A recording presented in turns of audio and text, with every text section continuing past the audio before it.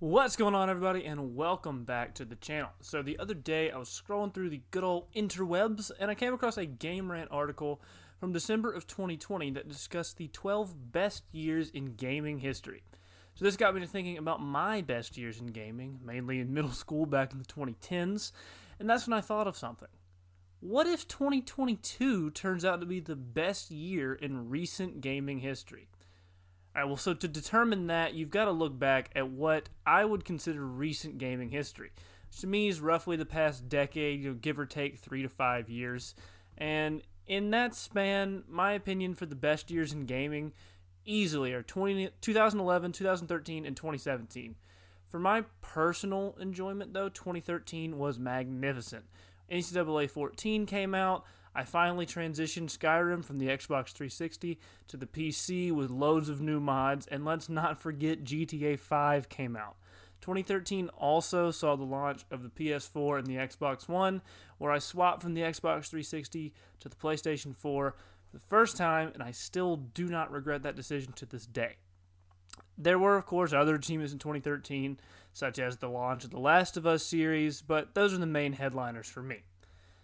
2011 saw the initial release of Skyrim, which was and still is an amazing game, and it also saw what many consider to be the first true release of Minecraft, which we all know how big that is. 2011 also featured the 3DS, which took off later into its life cycle, but for me personally, it was never all that impactful. And then in 2017, we got the Nintendo Switch, which is hugely popular, and we got Zelda Breath of the Wild for that. It's one of the biggest landmark titles in recent years, in my opinion.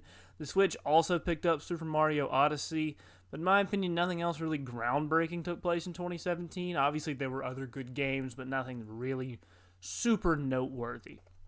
So how do I think 2022 can top all of these recent years? Well, that's a nuanced question, which requires a nuanced answer. So to start with, I think it's important to take a look at the last few years in gaming, specifically 2019 to 2021. Now, I already know I'm going to get some pushback for saying this, but to be honest, gaming's been kind of underwhelming for me in these recent years. 2019 saw the release of Modern Warfare, which was a good COD game, and it also released Warzone later that year, or maybe even early 2020, but I kind of count them as the same thing. Came out with the same COD launch title, so to me it's all the same.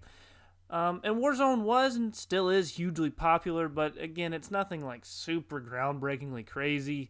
2019 also had MK11, but to me it kind of flopped. I mean, it was still successful, but it wasn't as successful or as good as MKX in my experience. And, this isn't to say 2019 didn't have good games, because it certainly did. You got Star Wars Fallen Order, that was a great one. Death Stranding was really good.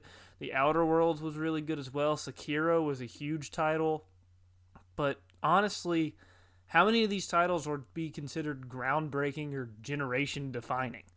None, in my opinion. It was just a solid year for gaming, but nothing really all that special.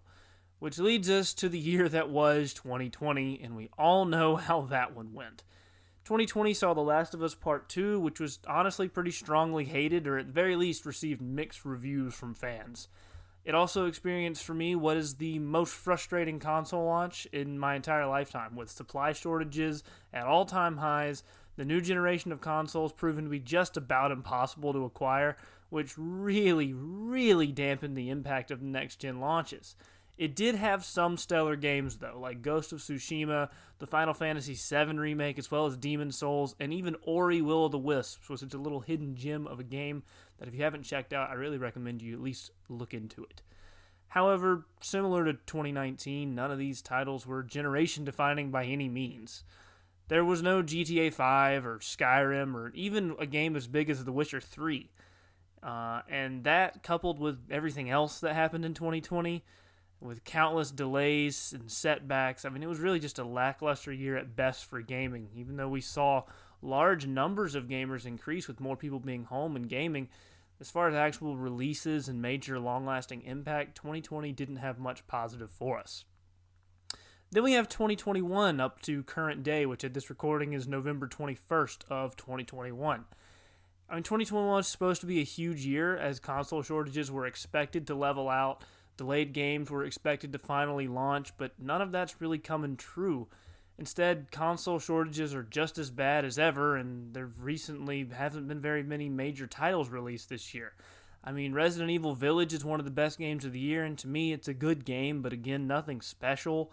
Deathloop has really solid reviews, but its impact on the year in gaming is limited at best. Far Cry 6 is just another Far Cry, and the yearly sports titles have been bland at best, with Madden 22 being by far the worst of the bunch. Call of Duty Vanguard so far seems to be a subpar COD game, which is saying something at this point in the COD lifecycle. Battlefield 2042 has been a complete disaster at launch, has massive game-breaking flaws in it, and while it is still early, it's not a good sign. Halo Infinite looks solid, but it isn't even really at full release yet, and that's really it for gaming this year so far. It's not like there's a bunch of huge titles yet to come out either, coming up in this last holiday push. There's really nothing left. I mean, all the big games that are coming out, for the most part, have come out. It's honestly been a massive disappointment of a year in gaming, in my opinion. I mean, I mentioned all of these recent years, though, to say that currently gamers are starved for good games and groundbreaking experiences, which means that the excitement and hype for 2022 is even higher than it would normally be due to a recent slump in gaming. And I think this definitely can contribute to the idea of 2022 being one of, if not the best years in gaming, at least of the past 10 to 15, because the recent years to compare it to have been kind of low. So every little thing that we get that's great, we're going to appreciate even more and build even more hype for. The next point I want to address is just how stacked the lineup for 2022 is. I mean, it is absolutely filled with interesting titles that could all be headliner games in previous years. Start with Starfield. The new Bethesda IP has incredible hype. Some have been calling it Skyrim in space, and we haven't seen a whole lot yet, but we know the kind of games Bethesda tends to make, and they've been working on this one for years. Starfield has insane hype, and it has the potential to be a gigantically important game that could shape the future of gaming for years to come. I mean, it could legitimately be a generation-defining title, which we haven't seen in a few years, honestly.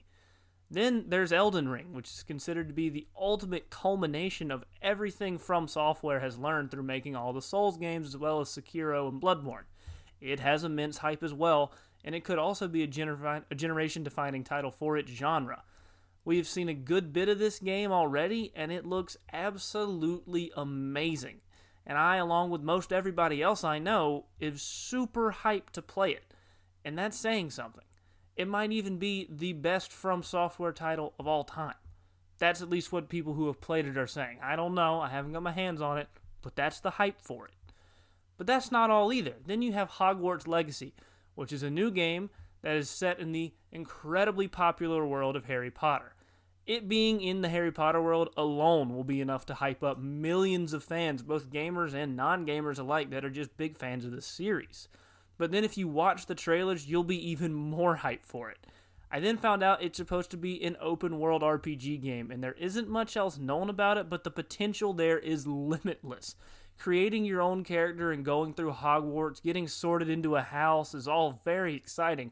But then you also have all the mythical creatures, the potential for big spells, new lore to be added to the series, and not to mention, what if it allows us to become a super evil dark wizard like Voldemort, who uses forbidden curses and Horcruxes? I mean, how can you not be hyped for this game? Could be absolutely massive. And did you think that was it? Well, no, it's not it at all, because there's also God of War Ragnarok, which will continue the award-winning series after an absolutely legendary game on the PS4 that saw Kratos and his son go on an amazing journey. Well, now everything's getting turned up to 11 as we face off with even more powerful gods and goddesses, explore even more of the Norse pantheon, and I absolutely cannot wait to play this one. But wait, there's even more. Horizon Forbidden West looks to continue on its award-winning first game in the series, and it also has incredible hype, and it could easily be a 9 or even a 10 out of 10 game this year. The original Horizon was an outstanding game, and this one looks like it's going to be just as good. Then there's Final Fantasy XVI, which quite honestly looks absolutely epic to me. If you haven't seen those trailers, you need to go watch them. That doesn't even mention Dying Light 2, which some people are saying could be the best zombie game in years. I don't know how much that's really saying. Zombie games have kind of been at a dip, but people everywhere are super hyped up and excited for it. And then there's Ghostwire Tokyo, which is another new IP that we don't know much about, but it looks like it could be really, really cool. Keeping up in that trend, there's Forspoken, which is the same thing. It's a very new, interesting-looking IP, has gamers everywhere excited to see a lot more, even though we don't know too much about it, but it's a big-looking AAA title. I haven't even mentioned Breath of the Wild 2, which could be just gigantic, or the new Lord of the Rings Gollum game, which simultaneously looks kind of dumb and yet also kind of brilliant at the same time. Oh, yeah, and then there's also this tiny little racing game called Gran Turismo 7 that's coming out too. I don't know if you heard of that one. And now look, not all of these games will be all that they're hyped up to be and then some. Some may even get delayed again, but if even half of these titles are what we hope for them to be, then 2022 will have one of, if not the best gaming lineups in history. At the very least in recent history. I can't think of a year with more just absolutely gigantic titles that could be groundbreaking for gaming as a whole, all coming out in one year.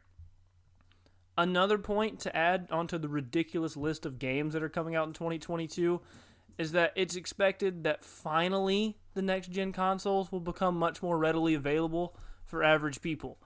And at the very least, they'll be much more commonly owned because we'll have years now of them being out. And so finally you'll see what would be more of a normal next-gen console launch where most anybody who wants one can get one after just a few months. It's taken a lot longer here, but 2022 is expected for everybody, or at least most everybody who wants one, to finally be able to kind of get one.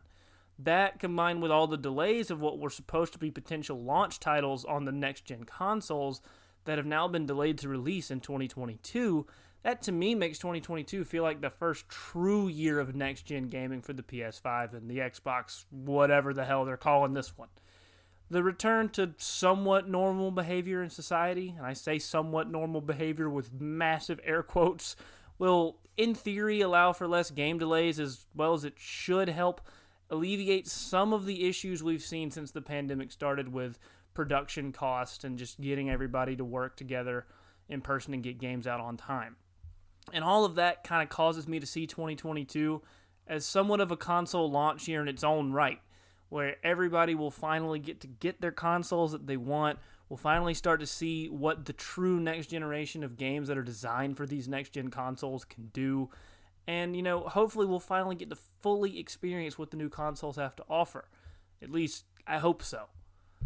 In conclusion, 2022 has a very real chance to be one of the best years in gaming history, and the best year in the last decade or so of gaming, mainly due to a combination of insane launch titles, lackluster recent years leading to a very high hype for this year, and what is essentially a new batch of consoles as they finally become widely available and with games finally being truly designed for these next generation of consoles. 2022 could also be a total flop as we have no way of knowing what the future holds, but I highly doubt that with this many absolutely gigantic titles coming out. Here's to hoping that all the potentially great games next year are actually great and that 2022 will be the best year ever for gaming. Anyway, with all that being said, I want to thank you guys so much for watching. Be sure to like, comment, subscribe to the channel for more content like this. Let me know what you guys want to see in the future, and I will see you guys next time.